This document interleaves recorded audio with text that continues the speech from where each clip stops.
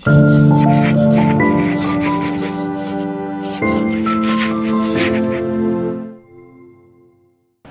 Students, welcome to Rai publication online lecture series. आज हम एक नया कोर्स पढ़ने जा रहे हैं, स्टार्ट करने जा रहे हैं, जो है BSTC एग्जामिनेशंस के लिए। आप सबको पता ही होगा कि BSTC एग्ज़ाम की डेट्स अनाउंस हो चुकी हैं और हमारे पास इसके प्रेपरेशन के लिए काफ़ी कम समय है। इसीलिए आपके बेनिफिट के लिए हमने एक बहुत ही super specialised crash course design किया है, जिसमें पूरे सिलेबस को हमने बहुत ही कंसाइज फॉर्मेट के में आपके सामने प्रस्तुत करने का प्रयत्न किया है। तो इसी के चलते जो हमारे सिलेबस के मेन पॉइंट्स हैं और जो मेन टॉपिक्स हैं, उसको हम वन बाय वन इस लेक्चर सीरीज में पढ़ेंगे। इसी कड़ी में आज हम सबसे पहले जो टॉपिक पर चर्चा करेंगे, पढ़ेंगे, उसका शीर्षक है राजस्थान के ऐतिहासिक घटनाएं और इससे जुड़ी हुई जो अभिलेख हैं, सिक्के हैं तथा सभ्यताएं हैं। तो जो सबसे पहले हमारे सामने चीज़ें आती हैं वो है राजस्थान के अंदर जो महत्वपूर्ण पुरातात्विक स्थल हैं। अगर हम पाषाणकालीन स्थलों की बात करें तो हमारे सामने कुछ महत्वपूर्ण स्थल आते हैं, जैसे दर भरतपुर के अंदर, भीलवाड़ा के अंदर बागोर, बाड़मेर के अंदर तिलवाड़ा, ये पाषाणकालीन स्थल हैं। वहीं अगर हम ताम्रयुगीन स्थलों की बात करें तो हमारे सामने आते हैं चौथवाड़ी, किराड़ीत, जोधपुरा, नंदलालपुरा इत्यादि, ये सभी जयपुर के अंदर, नागौर के अंदर कुराड़ा, चित्तौड़गढ़ के अंदर पिंड पांडलियाँ नगरी इत्यादि, जालोर के अंदर एलाना। वहीं अगर हम उदयपुर के पुरातात्विक स्थलों की बात करते हैं तो हमारे सामने आते हैं झाड़ोल, बालाथल इत्यादि। बालाथल का आई एम श्योर आपने किताबों में भी नाम पढ़ा होगा। बीकानेर की अगर हम बात करें तो सांवणिया, पूगल, ये बहुत ही इंपॉर्टेंट पुरातात्विक स्थल हैं वहाँ के। भरतपुर में मेला, सवाई माधोपुर के अंदर कोल या माहौली। तो ये ताम्र युगीन सभ्यताओं के महत्वपूर्ण स्थल हैं। वहीं अगर हम लौह युगीन स्थल की बात करें तो कुछ जो इम्पोर्टेंट साइट्स हैं हमारे सामने वो हैं भरतपुर के अंदर नोह। भरतपुर का जो नोह पुरातात्विक स्थल है वो राजस्थान का एकमात्र ऐसा स्थल है जहां से ताम्रयुगीन, वैदिक और महाभारत कालीन सभ्यता के अवशेष हमको मिले हैं। इसके अलावा जयपुर के अंदर जोधपुरा आप ले लीजिए, और झुंझुनू के अंदर एक बहुत ही इंपॉर्टेंट साइट है सुनारी। तो ये लौह युगीन सभ्यताएं हैं। इसका मैं नाम आप यहां पे लिख देता हूं, सुनारी, और ये कहां पर स्थित है? झुंझुनू। स्टूडेंट्स, आगे बढ़ने से पहले एक क्विक रिकैप मैं आपको करके समझा देता हूं कि पाषाणकालीन, ताम्रपाषाणकालीन और लौह युगीन का अर्थ क्या है। जब हम प्राचीन भारत का इतिहास पढ़ते हैं या प्राचीन राजस्थान का इतिहास अभी जैसे हम पढ़ रहे हैं, तो ये अलग अलग फेजेस हैं, अलग अलग चरण हैं मानव सभ्यता के विकास के अंदर। पाषाण काल में आप ये देखते हैं कि पत्थरों से बने हुए औजारों का बाहुल्य था, की प्रचुरता थी। उस समय की जो मानव सभ्यता थी वो पत्थरों से बने उपकरणों और औजारों का इस्तेमाल करती थी।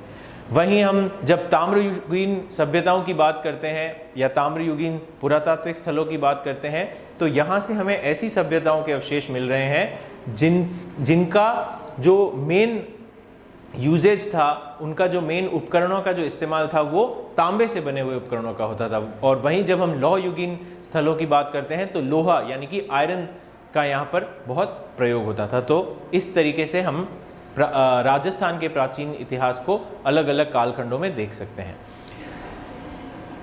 ये तो बात थी उपकरणों के आधार पर जो वर्गीकरण किया है। अगर हम काल के आधार पर वर्गीकरण देखें तो राजस्थान के इतिहास को 3 कालखंडों में बांटा गया है। सबसे पहला आता है प्रागैतिहासिक काल, फिर आपका आता है आद्य ऐतिहासिक काल और फिर आता है ऐतिहासिक काल। प्रागैतिहासिक काल को वापस 3 कालखंडों में बांटा गया है। पहला है आपका प्रारंभिक पाषाण काल, जिसे पेलियोलिथिक कहते हैं। फिर आपका आता है मध्य पाषाण काल, जिसे मीसोलिथिक फेज कहते हैं। फिर आता है आपका नव पाषाण काल, जिसे नियोलिथिक एज कहते हैं। अगर हम प्रारंभिक पाषाण काल या पुरा पाषाण काल की बात करें तो हमारे सामने कुछ इंपॉर्टेंट आर्कियोलॉजिकल साइट्स हैं, पुरातात्विक स्थल हैं राजस्थान के अंदर, जैसे बांसवाड़ा के अंदर मानगढ़, राजसमंद के अंदर नाथद्वारा, टोंक के अंदर देवली, भीलवाड़ा के अंदर 2 पुरातात्विक स्थल हैं पुरा पाषाण काल के, हमीरपुर और बिगोद। वहीं चित्तौड़गढ़ के अंदर मंडपिया। जयपुर के अंदर भी एक पुरातात्विक स्थल है जिसका नाम है ढींगरिया। ये भी एक बहुत ही महत्वपूर्ण पुरातात्विक स्थल है। अब हम आते हैं मध्य पाषाण काल या मीसोलिथिक फेज पर। भीलवाड़ा के अंदर जो बागोर पुरातात्विक स्थल है वहां पर पशुपालन के सबसे प्राचीनतम साक्ष्य मिले। ये एक बहुत ही इंपॉर्टेंट मीसोलिथिक एज की या मध्य पाषाण काल की साइट है। इसके अलावा सीकर के अंदर सोहनपुरा, कोटा के अंदर दर्रा, अलवर के अंदर हरसौरा, सामधा इत्यादि, और जयपुर के अंदर विराटनगर। ये मीसोलिथिक या मध्य पाषाण काल के बहुत ही महत्वपूर्ण आर्कियोलॉजिकल साइट्स हैं। और वहीं हम नव पाषाण काल या नियोलिथिक फेज की अगर हम बात करें तो हमारे सामने जो महत्वपूर्ण पुरातात्विक स्थल हैं वो हैं टोंक के अंदर भरणी, बाड़मेर के अंदर समदड़ी और भीलवाड़ा के अंदर जहाजपुर। तो ये सारा था प्रागैतिहासिक काल की बात। अब हम अगर आद्य ऐतिहासिक काल की बात करें तो आद्य ऐतिहासिक काल के अंदर आपकी जो हड़प्पा सभ्यता है या सिंधु सभ्यता है उसके अलग अलग पुरातात्विक स्थल हमको पढ़ने के अंदर मिलते हैं। और तीसरा फेस है ऐतिहासिक काल। स्टूडेंट्स, आगे बढ़ने से पहले मैं थोड़ा सा आपको फटाफट ये जो काल का वर्गीकरण है इसके बारे में बता देता हूं। तो हमने सबसे पहले देखा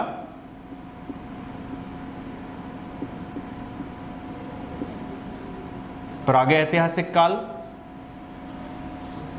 फिर हम देखते हैं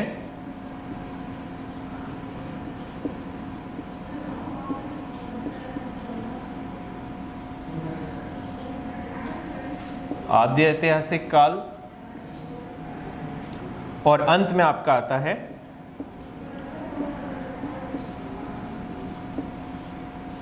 ऐतिहासिक काल। अब इन तीनों के बारे में आप सीधा सीधा देख सकते हैं कि प्रागैतिहासिक काल में ज़्यादातर हमें पुरालेखीय सामग्री के आधार पर इतिहास को पढ़ना समझना पड़ता है।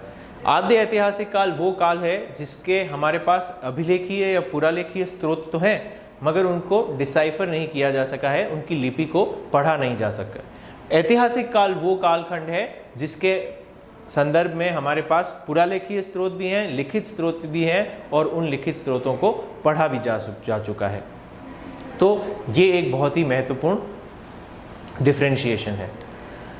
अब हम हड़प्पा सभ्यता के जो इम्पोर्टेंट पुरातात्विक स्थल हैं राजस्थान में उनकी चर्चा करते हैं। तो हमारे सामने आता है रेलावन जो बारां के अंदर है, उदयपुर के अंदर बालाथल, भगवानपुरा, आहड़, राजसमंद के अंदर गिलुंड, ये बहुत ही फेमस आर्कियोलॉजिकल साइट है।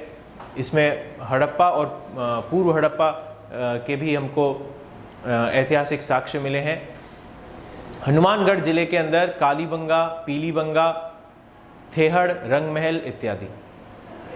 जो वैदिक या आर्य सभ्यता है उसके समय के जो पुरातात्विक स्थल हमें मिले हैं वो है सुनारी झुंझुनू के अंदर, बैराठ जयपुर के अंदर, श्री गंगानगर जिले के अंदर अनूपगढ़, भरतपुर के अंदर नौह, और श्री गंगानगर के अंदर वापस तरखानवाला, और जयपुर के अंदर वापस जोधपुरा और बैराठ। यहाँ से हमें वैदिक काल की पुरातात्विक सामग्री हमको देखने को मिलती है। अब हम थोड़ी पुरालेखीय सामग्री की ओर आते हैं। पुरालेखों का अर्थ क्या होता है? अभिलेख या पुराने अभिलेख, जिनको या तो पत्थरों पे लिखा जाता है या किसी और मटेरियल पे लिखा जाता है, जैसे ताम्र की पट्टिकाएं इत्यादि। ज़्यादातर ये पत्थरों पर लिखे हुए मिलते हैं, इसीलिए इनको शिलालेख कहा जाता है। पुरालेख एवं संग्रहालय विभाग की स्थापना 1950 के अंदर हुई थी।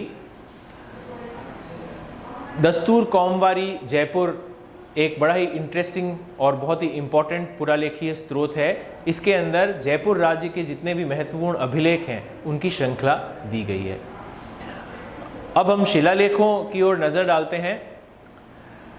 अगर एक मैं आपको बड़ी ही इंटरेस्टिंग सी इंफॉर्मेशन यहाँ पर देना चाहूँगा, हमारी जो राजस्थान की विधानसभा है जयपुर में, उसके अंदर भी एक अशोक स्तंभ उत्कीर्ण है, बनाया हुआ है। उसके निर्माता राजेश भंडारी हैं। राजस्थान के अगर कुल जितने भी महत्वपूर्ण अभिलेख हैं उनकी अगर हम चर्चा करें तो उनकी जो संख्या है वो है 162। लगभग 162 इंपॉर्टेंट अभिलेख या शिलालेख हमें राजस्थान के अंदर प्राप्त हुए हैं। एलेक्जेंडर कनिंघम एक बहुत ही महत्वपूर्ण व्यक्ति थे। इन्होंने भारतीय पुरातत्व सर्वेक्षण विभाग की स्थापना की थी और 1861 से उसको जो सबसे सर्वप्रथम डायरेक्टर या निदेशक के रूप में उसको बहुत ही कुशल नेतृत्व प्रदान किया था। वहीं हम ACL कार्लाइल का नाम भी राजस्थान के पुरालेखों से जोड़कर देखते हैं। इन्होंने सबसे पहले पुरातात्विक सर्वेक्षण का कार्य राजस्थान के अंदर आरंभ किया था 1871 के अंदर। राजस्थान में पाए जाने वाले जितने भी अभिलेख हैं उनमें से मुख्यतः संस्कृत भाषा के हैं। इसके अलावा फारसी, उर्दू और राजस्थानी भाषा में भी हमको कई इंपॉर्टेंट अभिलेख मिले हैं। इन्हीं अभिलेखों या शिलालेखों के आधार पर हमने हजारों सदियों साल पुराना जो राजस्थान का इतिहास है उसको पुनर्रचित किया, उसको समझा, उसकी स्टडी की हमने। राजस्थान के अभिलेखों की अगर लिपि की अगर हम तरफ देखें तो मुख्यतः हमें महाजनी या हर्षकालीन या नागरी लिपि के अंदर ये अभिलेख देखने को मिलते हैं। उदयपुर के अंदर जो राजकीय संग्रहालय है उसकी एक अलग शिलालेख दीर्घा है, उसमें भी कई इंटरेस्टिंग से अभिलेख हमको देखने को मिल सकते हैं। अब हम बहुत ही क्विकली कुछ इंपॉर्टेंट अभिलेखों या शिलालेखों के ऊपर चर्चा करते हैं। जालोर के अंदर सुंधा शिलालेख जो सुंधा के पर्वतों से हमको मिला है, ये एक बड़ा ही इंटरेस्टिंग सा अभिलेख है। इसमें चौहान राजाओं को ब्राह्मण जाति का होना बताया हुआ है। सीकर के अंदर भी एक्सक्यूज मी हर्षनाथ का शिलालेख हमें प्राप्त हुआ है, हर्षनाथ की पहाड़ी पर से। ये भी चौहान शासकों से जुड़ा हुआ एक अभिलेख है। इसमें हमें तत्कालीन राजपुताने की सामाजिक एवं आर्थिक स्थिति के बारे में पता चलता है। जोधपुर के अंदर 861 ईस्वी के अंदर एक बहुत ही महत्वपूर्ण अभिलेख मिला था, शिलालेख मिले था, जिसका नाम है घटियाली शिलालेख। इस घटियाली शिलालेख से हमें प्रतिहार नरेशों के बारे में जानकारी मिलती है और उस समय के मारवाड़, जैसलमेर और आसपास के क्षेत्रों में प्रतिहार राजाओं के शासनकाल के बारे में हमको जानकारी मिलती है। फिर एक और बड़ा इंटरेस्टिंग सा अभिलेख हमें सिरोही जिले से मिला है जो है बसंतगढ़ अभिलेख या बसंतगढ़ शिलालेख। इसकी डेट है 625 AD। 625 AD आप नोट कर सकते हैं।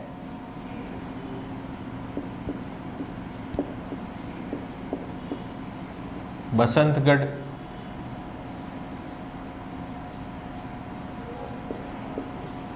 शिलालेख और इसकी तिथि है 625 ईस्वी सन। ये एक बड़ा ही रमणीय और सुंदर पुराना किला है जो सिरोही जिले के अंदर पड़ता है और इस किले के एक मंदिर में से ये अभिलेख प्राप्त हुआ था और आप देख सकते हैं इसकी कितनी पुरानी डेट है। और इस बसंतगढ़ के शिलालेख से गुहिल वंशीय जो शासक थे उनके बारे में हमें जानकारी मिलती है जिन्होंने मेवाड़ पर प्रारंभिक काल में शासन किया था। फिर हम देखते हैं सारण का लेख। सारण का लेख 1580 के अंदर लिखा गया था। इसमें सती प्रथा के प्रचलन का हमें क्लियर इंडिकेशन देखने को मिलता है। उदयपुर से ही हमको एक मिला है अभिलेख जिसे हम कहते हैं जगन्नाथ राय का अभिलेख। 1652 ईस्वी सन में इसको उत्कीर्ण करवाया था। इस अभिलेख का प्रशस्तिकार कृष्ण भट्ट था और ये एक बहुत ही इंपॉर्टेंट अभिलेख है क्योंकि इसमें हल्दी घाटी के युद्ध का वर्णन साफ साफ देखने को मिलता है। वहीं चित्तौड़ से हमको एक अभिलेख मिला है जिसको चित्तौड़ का शिलालेख कहते हैं। इसकी डेट है 971 ईस्वी सन या 971 ईस्वी सन।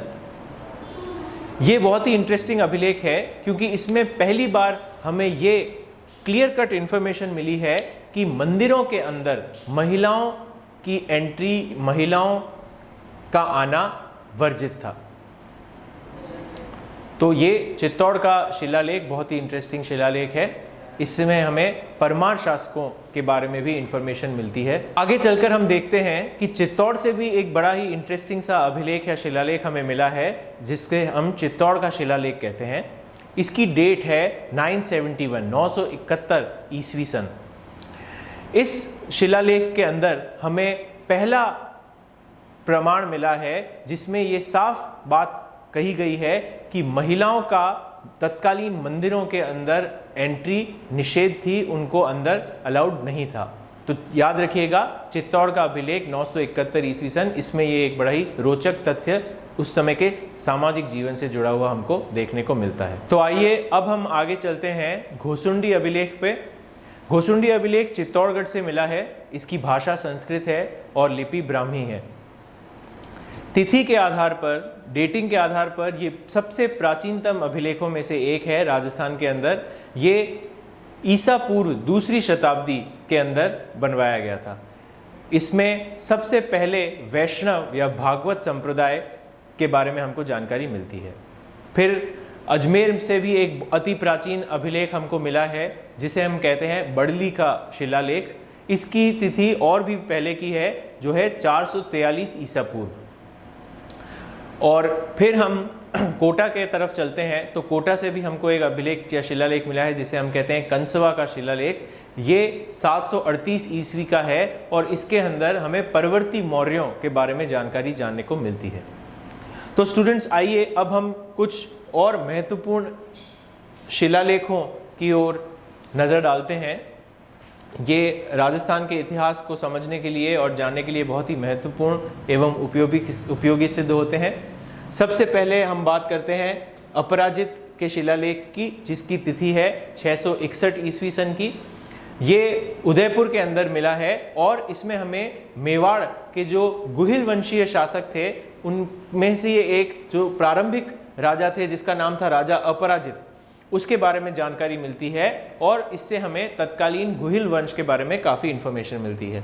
फिर हम आते हैं आदिवरा मंदिर के अंदर जो शिलालेख मिला है, ये भी उदयपुर से ही हमको बरामद हुआ है। इसकी तिथि है 944।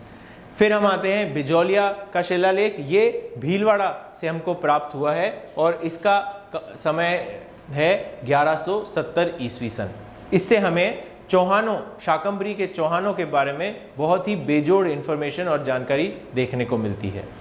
फिर आता है अजमेर का शिलालेख जिसकी तिथि है 1200। ये राजस्थान का सबसे पुराना फारसी भाषा का शिलालेख है। इसको दिल्ली सल्तनत के सुल्तानों ने मोहम्मद गोरी और कुतुबुद्दीन ऐबक द्वारा जब पृथ्वीराज चौहान को हरा दिया गया था, उसके बाद में अजमेर के अंदर जो नई मस्जिद बनाई गई थी, वहाँ से ये शिलालेख हमको देखने को मिलता है। फिर हम आते हैं लूणव सही शिलालेख पर। इसकी तिथि है 1230। ये आबू के देलवाड़ा मंदिर में से प्राप्त हुआ है। चीरवा का शिलालेख ये 1273 ईस्वी सन में उद्घृत किया गया था और ये भी उदयपुर से ही प्राप्त होता है। फिर हम आते हैं अचलेश्वर। सिरोही के अंदर अचलेश्वर के मंदिर में से ये हमें अभिलेख मिला है। ये मंदिर माउंट आबू पर स्थित है, तो सिरोही जिले से ये शिलालेख हमको प्राप्त हुआ है। मगर ये अचलगढ़ के अंदर जो महादेव का मंदिर है, शिव भगवान का मंदिर है, जिसे अचलेश्वर महादेव कहा जाता है, वहाँ से ये शिलालेख प्राप्त हुआ है, इसलिए इसको अचलेश्वर का शिलालेख कहा जाता है। इसकी डेट है 1285 ईस्वी सन। इसके अंदर भी हमें जो प्रारंभिक मेवाड़ नरेश थे, मेवाड़ के राजा थे, स्पेसिफिकली बप्पा रावल से लेकर समर सिंह तक, वहाँ तक का हमको इंफॉर्मेशन इस शिलालेख में मिलती है। फिर हम बात करते हैं सीमधेश्वर शिलालेख की। ये चित्तौड़गढ़ से हमको प्राप्त हुआ है। इसका जो तिथिकरण है वो है 1428 यानी 1428 ईस्वी सन। फिर एक और महत्वपूर्ण अभिलेख है दिलवाड़ा का अभिलेख। ये 1437 के अंदर, 1437 के अंदर उद्घृत करवाया गया था। और स्टूडेंट्स नोट कीजिएगा, इसकी बहुत ही इंपॉर्टेंट विशेषता ये है कि ये मेवाड़ी भाषा का सबसे पहला और सबसे प्राचीनतम अभिलेख है। यानी कि ये हमारे लिए गर्व की बात है कि ये हमारी राजस्थानी भाषा में लिखा हुआ एक अभिलेख है। फिर हम आते हैं रणकपुर के अभिलेख में। अब जो अगले 3 अभिलेख आप देख रहे हैं ये तीनों महाराणा कुंभा के समय के हैं। रणकपुर का अभिलेख, कुंभलगढ़ का अभिलेख और कीर्ति स्तंभ अभिलेख। रणकपुर का अभिलेख 1439 ईस्वी के अंदर बनवाया गया था। आप सबको पता ही होगा, रणकपुर के अंदर एक भव्य जैन मंदिर बनवाया था महाराणा कुंभा के एक मिनिस्टर ने। उसी मंदिर के अहाते से ये हमको शिलालेख मिला है। बहुत ही इंपॉर्टेंट शिलालेख है। इसमें भी हमें मेवाड़ के ग्लोरियस, वैभवशाली और महान इतिहास के बारे में जानकारी मिलती है। बप्पा रावल जो कि मेवाड़ के अंदर गुहिल राजवंश का सबसे प्रतापी शासक था, जिसने 7वीं शताब्दी में अपनी राजनीतिक सत्ता वहां पर स्थापित की थी। तो बप्पा रावल से लेकर कुंभा तक के सभी राजाओं की राजनीतिक इतिहास हमें रणकपुर के अभिलेख में देखने को मिलता है। फिर हम आते हैं कुंभलगढ़ के अभिलेख में। ये महाराणा कुंभा द्वारा बनाए गए महान किले कुंभलगढ़ के अंदर से ये शिलालेख हमको प्राप्त हुआ है। और वहाँ पर महाराणा कुंभा ने एक महान कृष्ण का मंदिर बनाया था, जिसे कुंभ श्याम जी का मंदिर कहते हैं। उसके एंट्री से हमको ये शिलालेख मिला है। इसकी जो डेट है वो है 1460 ईस्वी सन। ये एक बहुत ही महत्वपूर्ण अभिलेख है। इसके अंदर मेवाड़ के महाराणाओं की जो वंशावली है हमको विशुद्ध रूप से मिलती है, मतलब उसमें कोई भी त्रुटि या एरर नहीं है। बहुत ही एक्यूरेट, बहुत ही सही, बहुत ही बिल्कुल ऑथेंटिक जो वंशावली है महाराणाओं की, वो हमें कुंभलगढ़ शिलालेख से मिलती है। यह एकमात्र वो अभिलेख है जिसमें हमको महाराणा कुंभा के लेखन कला से अवगत होने का मौका मिलता है। तो इस तरीके से भी ये भी बहुत इम्पॉर्टेंट है। और इस अभिलेख के अंदर महाराणा हमीर की एक हमको उपाधि के बारे में जानकारी मिलती है, जो थी विषम घाटी पंचानन। ये बड़ा ही इसलिए इम्पॉर्टेंट अभिलेख है। तीसरे अभिलेख की जो हमने चर्चा की वो है कीर्ति स्तंभ अभिलेख, जो भी 1460 के अंदर बनाया गया था। आप सबको पता है राजस्थान की आन बान और शान का प्रतीक है। चित्तौड़ के अंदर जो कीर्ति स्तंभ है, 9 मंजिला शानदार इमारत बनाई हुई है। जो राजस्थान का माध्यमिक शिक्षा बोर्ड है उसका भी जो प्रतीक चिन्ह है वो कीर्ति स्तंभ है। तो इस महान कीर्ति स्तंभ के अंदर एक शिलालेख हमको प्राप्त होता है जिसको कीर्ति स्तंभ अभिलेख कहते हैं। ये भी 1460 में बनाया गया था। और इसके अंदर महाराणा कुंभा ने जो मालवा पर विजय की थी और भी जो उनकी अन्य उपलब्धियां थी, उनके द्वारा जो उपाधियां ग्रहण की गई थी, उन सब के बारे में इंफॉर्मेशन देखने को मिलती है। अगला इंपॉर्टेंट शिलालेख है एकलिंग जी का अभिलेख। इसको 1488 के अंदर खुदवाया गया था। स्टूडेंट्स, एकलिंग जी भी मेवाड़ की इतिहास से जुड़ी हुई एक बहुत ही महत्वपूर्ण संस्था है। शिव भगवान का बहुत ही पूजनीय और बहुत ही महान मंदिर है, जो उदयपुर से करीब 20 किलोमीटर दूर उत्तर में स्थित है। इन्हीं एकलिंग जी महादेव के मंदिर में ये शिलालेख हमको मिला है। और इसके अंदर मेवाड़ की तत्कालीन सामाजिक, आर्थिक अथवा सांस्कृतिक गतिविधियों के बारे में हमको जानकारी मिलती है। अब हम आते हैं राजस्थान का जो सबसे दैदीप्यमान सूरज है शिलालेखों के अंदर, उस पर, जिसका नाम है राज प्रशस्ति। इसको 1676 ईस्वी के अंदर बनवाया गया था। और ये महाराणा राज सिंह द्वारा जो महान झील का निर्माण करवाया था, जिसे हम राजसमंद कहते हैं। आज जो राजसमंद जिले का नाम पड़ा है वो इसी झील के वजह से पड़ा है। इस झील का निर्माण भी 1675 में महाराणा राज सिंह ने करवाया था। इस झील की पाल पे, यानी इस झील के किनारे पर 11 शिलालेखों के अंदर ये महान शिलालेख लिखवाया गया था, बनवाया गया था। इसमें पूरी की पूरी गद्य के रूप में आपको मेवाड़ राजघराने के इतिहास या हिस्ट्री आपको जानने को मिलती है। तो इसको कहते हैं राज प्रशस्ति। इसको लिखा था रणछोड़ भट्ट तैलंग ने। ये बहुत ही इंपॉर्टेंट पॉइंट है, आप याद कीजिएगा। और ये इतना भव्य और महान शिलालेख है कि इसके अंदर, इसको संस्कृत भाषा में लिखा गया है। और इस पूरे शिलालेख के अंदर जो कंटेंट है, जो साहित्य है, वो अपने आप में इतना महान है कि उसको महाकाव्य कहा जाता है। और अंत में हम बात करते हैं भाबरू के शिलालेख की। भाबरू शिलालेख जयपुर के पास जो विराट नगर है, जिसे बैराट भी कहते हैं, वहाँ से प्राप्त हुआ था। ये मौर्य काल का एक बहुत ही महत्वपूर्ण शिलालेख था। इससे हमें मौर्यकालीन प्रशासन, मौर्यकालीन राजनीति, जो उस समय बौद्ध धर्म की जो स्थिति थी उसके बारे में जानकारी मिलती है। इसकी जो खोज थी वो ब्रिटिश ऑफिसर्स ने की थी और फिर इसी ब्रिटिश ऑफिसर जिसका नाम था कैप्टन बर्ट, इसने इस शिलालेख को बैराट नगर से हटवाकर कलकत्ता ट्रांसफ़र कर दिया। तो ये सारा हमने देखा राजस्थान के अंदर जो मुख्य शिलालेख थे उनकी चर्चा। तो स्टूडेंट्स, अब हम बात करते हैं सिक्कों की। इतिहास के छात्र होने के नाते आप सबको पता ही है कि हिस्ट्री को समझने के लिए और हिस्ट्री की पुनर्रचना करने के लिए सिक्कों का कितना महत्व है। हमें जिस काल के भी सिक्के उपलब्ध होते हैं, हमें उस काल को जानने के लिए कई बहुपक्षीय इन्फॉर्मेशन हमारे सामने उपलब्ध हो जाती है, जैसे कि उन सिक्कों को किस राजा ने टकसाल में बनवाया, वो किस टकसाल से निकले, इत्यादि इत्यादि। तो राजस्थान के इतिहास में भी शुरू से लेकर आधुनिक काल तक हमें बहुत तरह तरह की टकसालें, बहुत तरह तरह के सिक्कों की खोज हुई है और इससे हमें उसके इतिहास को जानने में आसानी हुई है। सबसे पहले बात करते हैं सवाई जयपुर टकसाल। महाराजा सवाई सिंह जी द्वितीय, जिन्होंने जयपुर की स्थापना की थी, इन्होंने 1728 के अंदर जयपुर के अंदर ही इस टकसाल की स्थापना की थी। ये पहला वो राजपूताना का राज्य था जिसको मुगल टकसालों से स्वतंत्र अपनी टकसाल के अंदर अपने स्वयं के सिक्के ढालने का जो हक था या जो हकूक था वो मिला, उनको मुगलों द्वारा प्रदान किया गया। तो ये एक बड़ी गरिमामयी बात थी, उनकी एक उपलब्धि थी। सबसे अधिक जो सिक्के हैं वो हमें जयपुर या सवाई माधोपुर टकसाल से ही राजस्थान के अंदर देखने को मिलते हैं। जयपुर का जो सिरह ड्योढ़ी बाजार है उसे चांदी के टकसाल के नाम से भी जाना जाता था।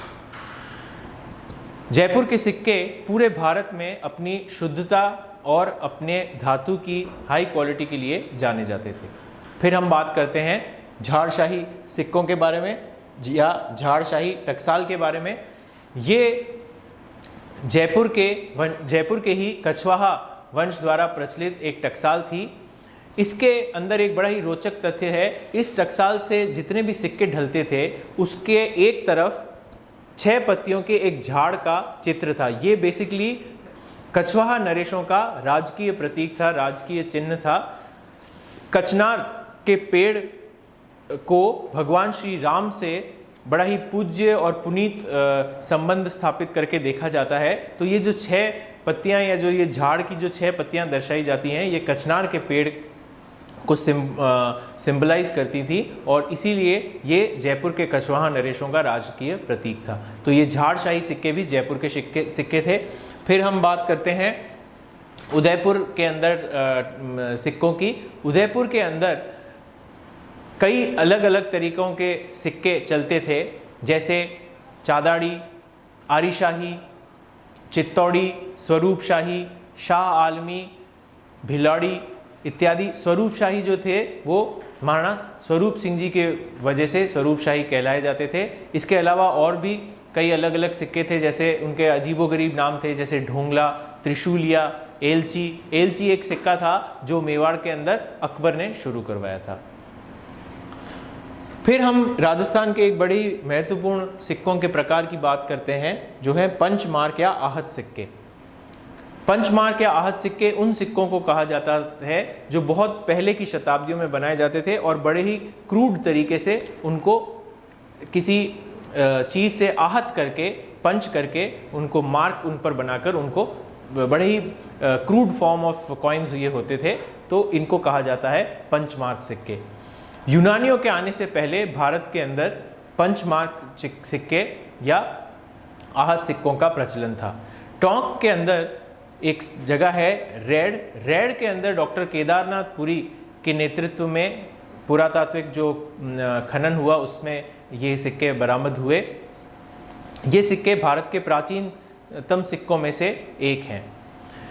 इन सिक्कों को धरण या पण भी कहा जाता था। फिर हम बात करते हैं हनुमानगढ़ के अंदर एक जगह है रंग महल, यहाँ से कुषाणकालीन सिक्कों की खोज हुई है। अब हम चलते हैं गुप्त काल के सिक्कों के बारे में। जिन लोगों ने आप में से जिन लोगों ने भारत का इतिहास पढ़ा होगा वो सब जानते होंगे कि गुप्त काल के अंदर सबसे ज़्यादा सोने और चांदी के सिक्के भारत के अंदर ढले थे। और स्पेसिफिकली अगर हम प्राचीन काल की बात करें तो सबसे जो उत्कृष्ट और हाई क्वालिटी के सिक्के ढले थे वो गुप्त काल में ढले थे। तो राजस्थान के अंदर भी हमको गुप्त काल के कई इम्पोर्टेंट सिक्के मिले हैं। और ये किन किन जगहों से मिले हैं? जयपुर, सांभर, रेड, टोंक और भरतपुर के अंदर बयाना, इन सब जगहों से सोने के सिक्के हमको मिले हैं। गुप्तकालीन स्वर्ण मुद्राओं का जो सबसे बड़ा प्रमाण हमको मिला है वो भरतपुर के अंदर बयाना से मिला है। तो ये एक बहुत ही महत्वपूर्ण खोज थी। तो हमने देखा कि कितने अलग अलग प्रकार के राजस्थान के अंदर सिक्के हमको मिलते हैं। इसके अलावा भी तमाम अलग अलग तरह के सिक्के थे जो राजस्थान में अलग अलग समय काल में हम देखते हैं। ये आपके सामने एक पूरी इमेज आ गई है। इसमें राजस्थान के अंदर जो और भी इम्पोर्टेंट सिक्के थे जो अलग अलग समय काल में हमारे सामने आए और हमको उस समय की जानकारी दी है, उस सब के बारे में आपको इन्फॉर्मेशन मिली है। आप इसको नोट कर सकते हैं या इसका आप स्क्रीनशॉट ले सकते हैं। थोड़ा सा हम क्विकली इनकी भी चर्चा कर लेते हैं। आप सबको पता ही होगा राजस्थान के अंदर चौहान राजवंश का एक बड़ा गरिमापूर्ण इतिहास रहा। बहुत लंबे चौड़े भूभाग पर इन्होंने काफ़ी लंबे समय तक शासन किया। तो चौहानों के शासनकाल में कई महत्वपूर्ण सिक्के ढले, उनको बनवाया गया और उनका काफ़ी प्रचलन था। इन सिक्कों को अलग अलग नामों से जाना जाता था, जैसे द्रह्म, विशोपक, रूपक, दीनार इत्यादि। वहीं मालवा के परिवारों ने जो सिक्के ढले उनको पारूथ द्रमो कहा जाता था। टोंक के अंदर रेड जगह से भी हमको कई ढालित सिक्के देखने को मिले हैं। इसके अलावा हमको राजस्थान की कई जगहों में से जनपद सिक्के मिले हैं, जैसे सांभर के अंदर नलियासर, ये सब जनपदों के अंदर ढाले गए सिक्के थे। जयपुर के अंदर चाकसू, नगर, रेड, मालपुरा, सवाई माधोपुर, बूंदी, सूरतगढ़ इत्यादि इत्यादि। आप सबको पता ही होगा ना कि जनपद काल किसे कहते हैं। 600 ईसा पूर्व के अंदर जो भारत के अंदर 16 जनपद थे, उस समय काल के सिक्के हमको राजस्थान की इन जगहों से मिले हैं। इसके अलावा राजस्थान से इंडो सेसेनियन सिक्के भी मिले हैं, यानी कि जो ईरान के और भारत के जो संयुक्त राजवंश थे उनके भी हमको कई सिक्के देखने को मिले हैं। इन सिक्कों को अलग अलग नामों से भी जाना जाता था। जैसे एक प्रकार होता था गधैया सिक्का, वो इंडो सेसेनियन कॉइन्स को ही कहा जाता था। इसके अलावा हम चांदी के सिक्कों के बारे में भी पढ़ते हैं जो जोधपुर शहर की देसी टकसालों से निकलते थे। ये चांदी से बने हुए उत्कृष्ट सिक्कों में से गिने जाते थे और इनकी पूरे विश्व में इनकी शुद्धता के कारण इनकी पहचान थी। तो ये जोधपुर से निकलते थे। अक्षय शाही रुपया, ये एक जैसलमेर राज्य से निकलने वाला सिक्का था। अक्षय शाही और तांबे के सिक्के जिनको डोंडिया कहा जाता था, ये भी जैसलमेर से ही निकलते हैं। फिर हम देखते हैं कि तांबे के सिक्के भी राजस्थान में खूब मिलते हैं, जिनको फदिया, ढोंगला, ढब्बूशाही आदि नामों से जाना जाता था। और बहुत ही छोटे और हल्के पैसे जो थे, बहुत ही हल्का जो मुद्रा होती थी राजस्थान को, उनको कहा जाता था टका, पैसा, अधेला, छदाम, दमड़ी इत्यादि। और लास्ट में स्टूडेंट्स हम कुछ पर्टिकुलर राजपूती राज्यों और उनके द्वारा जो टकसालों में ढलाए जाते थे सिक्के, उनकी चर्चा कर लेते हैं। तो डूंगरपुर में हम देखते हैं उदय शाही के बारे में, जोधपुर के अंदर विजय शाही, प्रतापगढ़ के अंदर हमको सुनने को मिलता है सलीम शाही सिक्के, बीकानेर के अंदर गजशाही सिक्के, धौलपुर के अंदर तमंचा शाही सिक्के, ये धौलपुर से निकलते थे। शाहपुरा में से ग्यार संधिया सिक्के, सिरोही के अंदर ढंबूशाही सिक्के, करौली के अंदर पद्मशाही सिक्के और माणकशाही सिक्के निकलते थे। सलूम्बर में से पद्मशाही सिक्के निकलते थे और करौली में से माणकशाही सिक्के निकलते थे। और वहीं हम कोटा की अगर हम बात करें तो कोटा में मदन शाही, घुमान शाही और हाली जैसे नाम के सिक्के हमको मिलते हैं, उनके हमको प्रमाण देखने को मिलते हैं।